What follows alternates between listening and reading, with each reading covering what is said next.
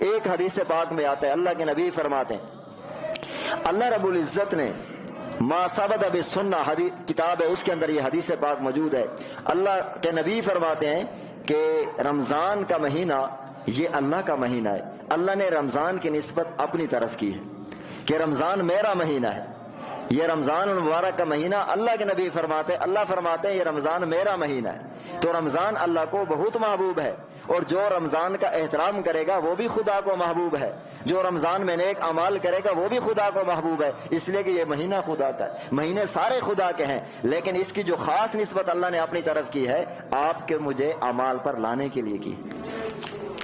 یہ تمام فضیلتوں سے امت کو یہ فضیلتوں کا تقاضا کیا ہے؟ یہ جو حدیث اللہ کے نبی نے رمضان کی فضیلت بیان فرمائی ہے اور رمضان سے پہلے بیان فرمائی ہے، تو امت کے لیے اس فضیلت کا تقاضا کیا ہے؟ یہ فضیلت کا تقاضا 5 قسم کے لوگوں سے کیا گیا ہے۔ پہلے نمبر پر رمضان المبارک میں پہلے قسم کے وہ لوگ ہیں جو رمضان المبارک میں اس فضیلت کے بعد عبادت بھی کرتے ہیں، اطاعت بھی کرتے ہیں، گناہ بھی نہیں کرتے۔ یہ بڑے عظیم لوگ ہیں، روزہ بھی رکھتے ہیں، تراویح بھی پڑھتے ہیں، رمضان کا پورا احترام کرتے ہیں اور گناہوں سے بھی بچتے ہیں، یہ بڑے عظیم لوگ ہیں۔ دوسرے نمبر پر یہ سارا کچھ کرتے ہیں، عبادت بھی کرتے ہیں رمضان میں، اطاعت بھی کرتے ہیں، گناہوں سے بھی بچتے ہیں، لیکن فجر کی نماز اور مغرب کی نماز یا نماز چھوڑ دیتے ہیں یا جماعت چھوڑ دیتے ہیں۔ یہ دوسرے قسم کے لوگ ہیں۔ پہلے لوگ بڑے عظیم لوگ ہیں، دوسرے لوگ جو فجر کی نماز چھوڑ دیتے ہیں یا مغرب کی نماز کھانے کی وجہ سے چھوڑ دیتے ہیں، یا نماز تو پڑھتے ہیں لیکن جماعت چھوڑ دیتے ہیں، یہ دونوں غلطی پر ہیں۔ نماز چھوڑنا بھی برا ہے، جماعت چھوڑنا بھی برا ہے۔ نماز کا حکم بھی خدا نے دیا، جماعت کا حکم بھی خدا نے دیا۔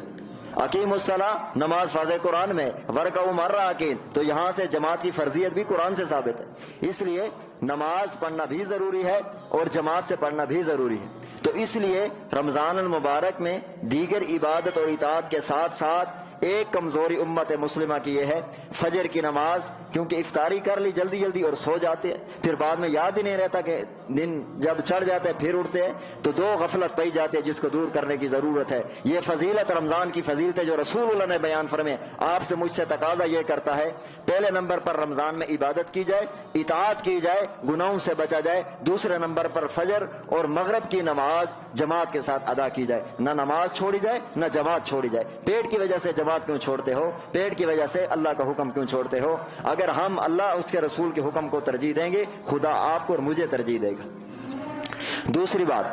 تیسری بات، بعض لوگ بدقسمت ہیں جن کو روزہ بھی نصیب نہیں ہوتا، رات کی تراویح بھی نصیب نہیں ہوتی۔ اچھا، یہ لوگ کچھ لوگ یہ دلیل دیتے ہیں یار فرض تو اللہ کے لیے، جو سنت نہ پڑے تو کوئی بات نہیں ہے، فرض تو ہم نے ادا کر لیے، جس طرح کے جمعے کے لوگ فرض پڑھتے ہیں سنت چھوڑ دیتے ہیں۔ یہ میری بات دل کے کان سے سن لے، ایک ظاہری کان ہوتے ہیں، ایک باطنی کان ہوتے ہیں۔ ہم نے لا الہ الا اللہ پڑھا، محمد الرسول اللہ، لا الہ الا اللہ سے تم نے خدا کو مانا ہے، محمد الرسول اللہ سے ہم نے نبی کو مانا ہے۔ فرض ماننے والا خدا کو مانتا ہے اور محمد رسول اللہ کو ماننے والا نبی کو مانتا ہے۔ جس نے فرض کو مانا اس نے خدا کو مانا، جس نے سنت کو مانا اس نے نبی کو مانا، جس نے فرض کو چھوڑا اس نے خدا کو چھوڑا، جس نے سنت کو چھوڑا اس نے نبی کو چھوڑا۔ تو کوئی بندہ صرف لا الہ الا اللہ پڑھتا رہے، محمد رسول اللہ کو چھوڑ دے تو کوئی مسلمان اسے نہیں کہتا کہ کلمہ پورا پڑھو تو مسلمان بنتا ہے، نماز پوری پڑھو تو خدا قبول کرتا ہے۔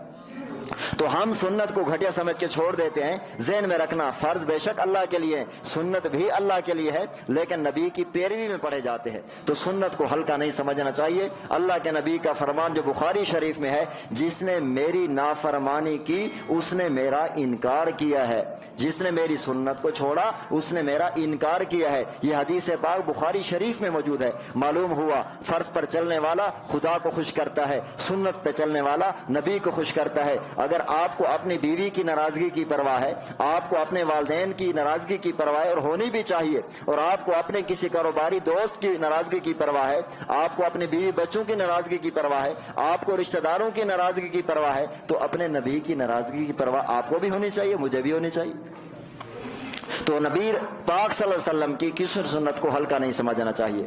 5ویں نمبر پر وہ لوگ جو روزہ بھی رکھتے ہیں، تراوی بھی پڑھتے ہیں، تلاوت بھی کرتے ہیں، ذکر بھی کرتے ہیں، لیکن دیگر گناہوں کو نہیں چھوڑتے۔ مثال کے طور پر تجارت کرنے والا تجارت کرتے ہوئے رمضان المبارک کے مہینے میں روزہ بھی رکھا ہوا ہے، تلاوت بھی کرتا ہے، تراوی بھی پڑھتا ہے، لیکن جھوٹ نہیں چھوڑتا، تجارت میں دھوکہ نہیں چھوڑا، اور تجارت کے اندر دھوکے سے اس نے دھوکے کو بھی نہیں چھوڑا، جھوٹ کو بھی نہیں چھوڑا، اور اسی طرح غیبت کو بھی نہیں چھوڑا، اور اسی طرح جو ناپ تول میں کمی کرتا ہے اس کو بھی نہیں چھوڑا۔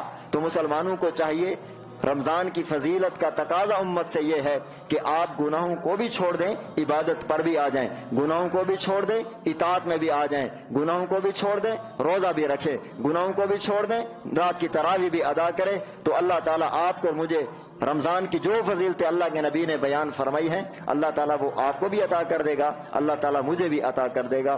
اللہ تعالیٰ ہم سب کو نبی کریم صلی اللہ علیہ وآلہ وسلم کے تمام ارشادات پر ساری زندگی عمل کرنے کی توفیق نصیب فرمائے، اور ہم سب کا خاتمہ ایمان پہ فرمائے۔ وآخر دعوانا الحمدللہ رب العالمین۔